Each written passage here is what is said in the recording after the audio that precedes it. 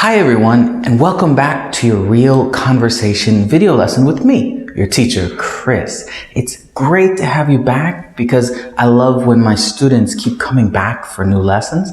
And if you're new here, welcome to the channel. I have lessons for every single level. But the difference between me and all of the other YouTube English teachers is that my lessons are in a course-based system, meaning you can start from one course and move to the next. So if you like that, subscribe. I have lots of things and you can message me anytime and I will help you on the videos. Just ask and I'll tell you which lesson is next. Now, I had to turn the air conditioner off because it's just too noisy, but hopefully the audio is much better. And also, last video, you only could see this much of my face, so I hope I'm completely in focus. I'll make sure that I stay back here somewhere. Now, today we are going to talk about friends. So this should be a good topic. All of our topics are very common topics that happen in random conversations. So these questions that you're hearing will, chances are, come up in future conversations just naturally. These are natural conversation questions. So all of the practice that you get here will be put to use eventually. So that's awesome. Now, remember to write your answers to the questions in the comments down below. That way I can correct them and you can practice the lesson again. That's key. Practice the lesson again. Now, before we get started, I want you to really continue to listen to my tone, my inflection, and my pauses when I speak. That way you can start to develop interest in how you speak. People who speak monotone like this and have a perfect answer, but there's no variation in how they speak, everything sounds boring, right? You don't want to be that kind of person in any language. That's a terrible way to communicate. So try and listen to my inflections, the way I emphasize key words. Okay, here we go. I'm going to ask you the question and give you some time to answer me back. And then at the end, I will give you my answers. I love these lessons. They're fun. Let's get started. Question number 1. What quality do you value in your friends the most?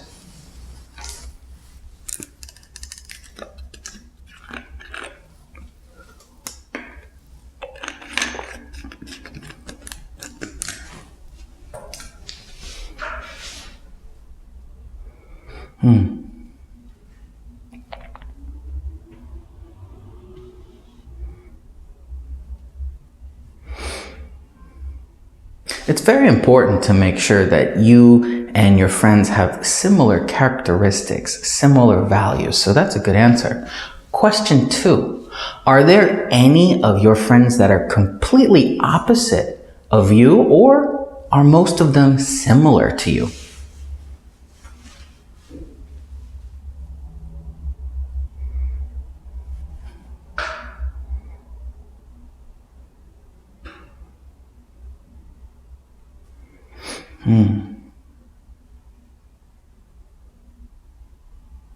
Good. It's such an interesting question because it's neat to see how people find their friends, what kind of people they like. So that's a good answer too. Do you make friends easily, or do you find it difficult to make new friends?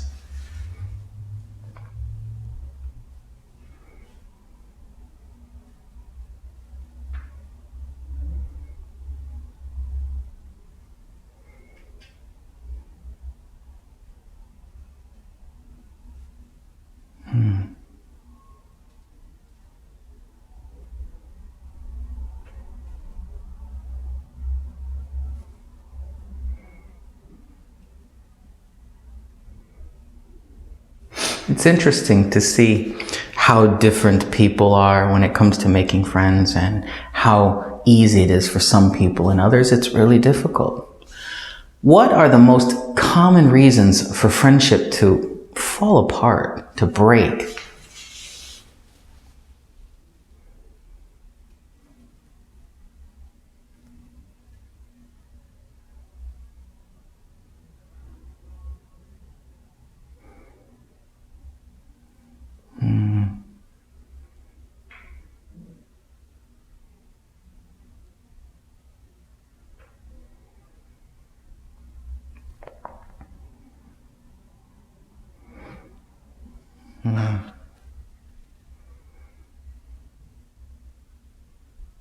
I think the worst part is that when you answer that question, you've had a friendship fall apart.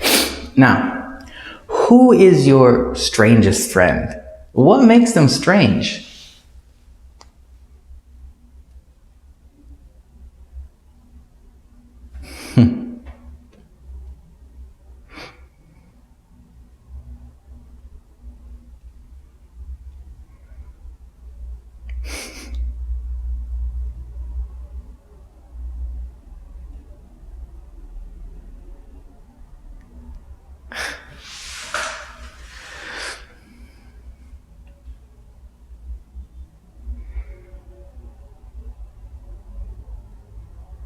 I think it's important that everyone has a unique, a strange friend because they have such a unique way of looking at stuff. So, are you a good friend? Why or why not?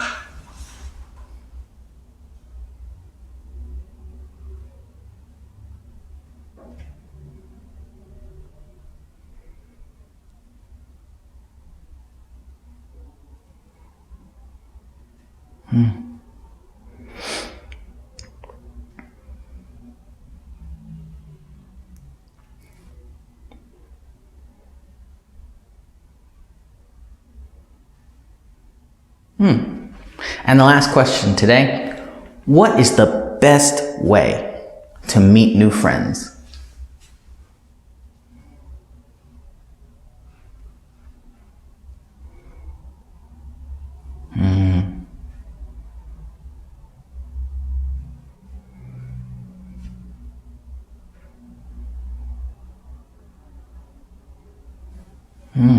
Interesting.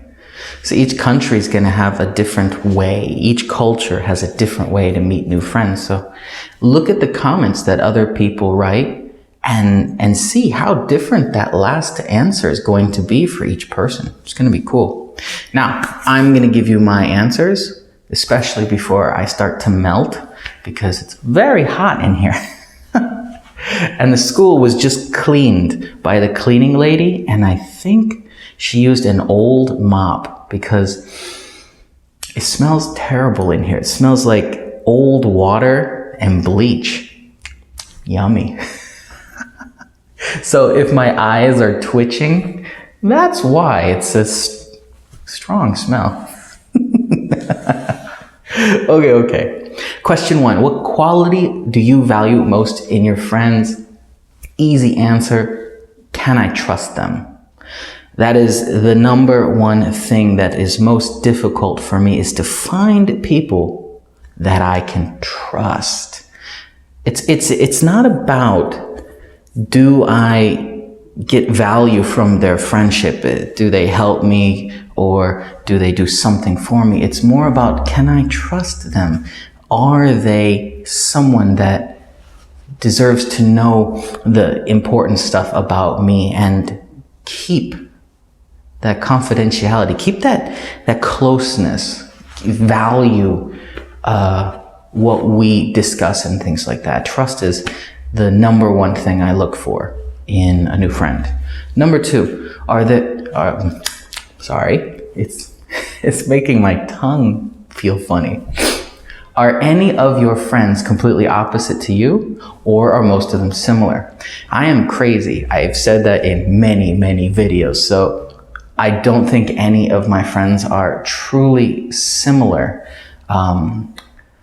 For me, when I look for friendship, it's not something where I'm searching for a specific type of person, but it seems that the lasting friendships are with people who are similar in some categories, but very different in others.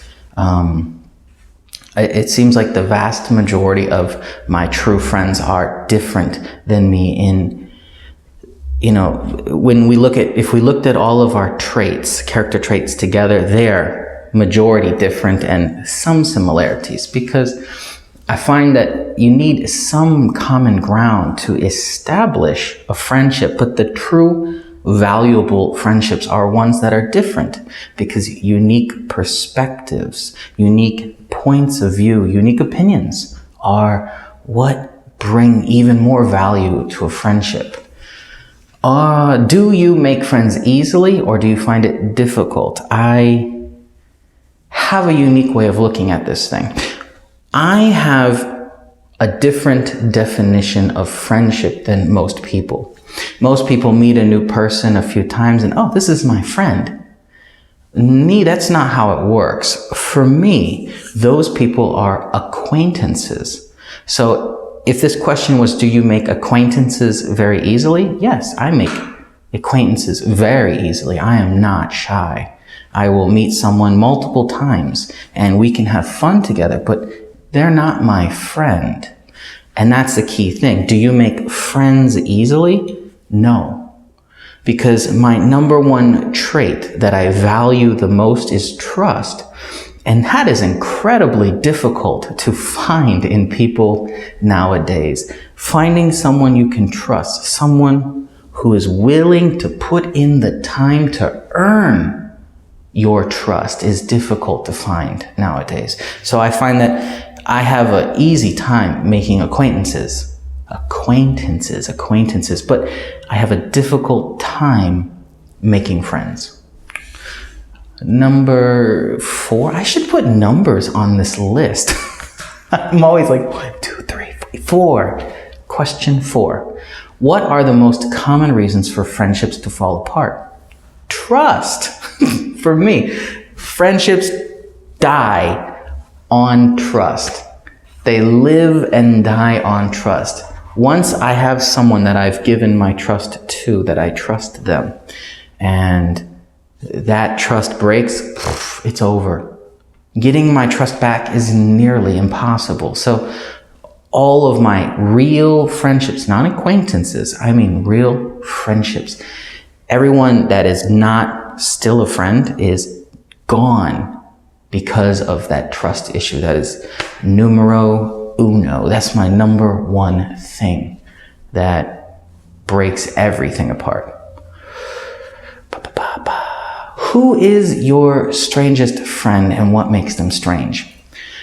I am crazy, as I keep saying. So my opinion, my view of the world is different from most people. So the person that I call my brother is actually my best friend, and he is completely strange to me because of the way he views the world. Now, he views the world more like a normal person does, just at a higher degree of empathy. He feels more, whereas I'm the opposite. I feel very little.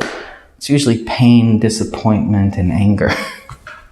He feels empathy. He feels emotion for everything. So I see that as strange because I don't understand that emotional set. But that is a good thing. Having friends that are different from you, they bring in that unique perspective. So I enjoy that my friends are unique and strange in a way. Strange is not a negative thing. It's only negative if you say it like, oh, he's so strange or she's so strange. See how it becomes a negative thing based on tone, based on situation. But here, strange isn't a negative. It's a positive. Because why would you have a strange friend? You see what I mean? Words can have different meanings in English based on tone, which is why I keep saying, listen to my tone, my inflection, how I emphasize each key word, because it changes the meaning. He's so strange. Ugh. You see? Negative. Or he's so strange, but he's my best friend. Sorry, I punched my hand if that was super loud. But really, the key thing here is the tone. The tone changes and the meaning changes. It's something that is unique, maybe unique to English. It's very important in English for sure. Maybe not unique to English language, but it's one of the reasons why I don't like written communication as much as I like spoken communication, because things can be confused. Okay, back on topic. Are you a good friend? Why or why not? Okay, I have very low self-esteem, but I know that I'm a very good friend because the way I was raised by my mother is to give more than I get. So I'm one of those friends that just gives and gives and gives. I give even to people who are just acquaintances.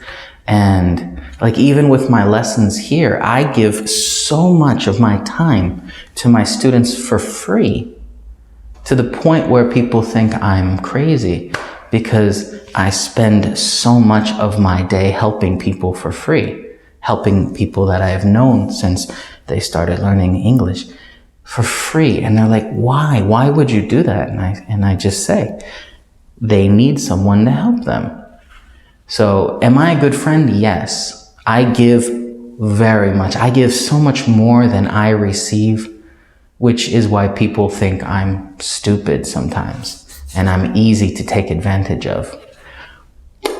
What is the best? Oh, and the easy to take advantage of part is why trust is number one for my thing that I require for friend. What is the best way to meet new friends? People are always looking for a way to meet new friends. They're always like, oh, should I go on the internet? And no. My opinion, maybe I'm an old man. I'm only 35, so I'm not old, but I have an old opinion of friendship. Friends are people you should meet, doing things that you truly enjoy. Are friends difficult to make? That depends on you as a person, but the best way to make a real friend is to find them doing things you love. If you love photography and you're out doing photos, or you join a photo group, that's a way to make a good friend. If you like hiking and climbing or fishing and you meet people that way, those are the best friends to find. They're the ones that are going to have the similarity necessary to make a connection. Saying, oh, go on this WhatsApp group and meet all these people. Those are acquaintances. They're not friends. The key here is what level of friendship are you looking for? Best way to make acquaintances? The internet, social media, super easy to meet people. Are they good friends? They could be. But the vast majority are not going to be people that you throw your trust to. The easiest way to meet real friends is to meet them doing stuff that you're passionate about, that you truly enjoy, and they will have that same spark, and that will give you something to catch. So if you enjoyed this lesson, hit the like button. I like that. That helps me. I really like that. And leave your comments to these answers. Erase that. Leave your answers to these questions in the comments section below the video. That way I can correct them for you. I hope you enjoyed this lesson. Share it in your groups, where all your acquaintances are. And I'll see you for the next lesson. Goodbye.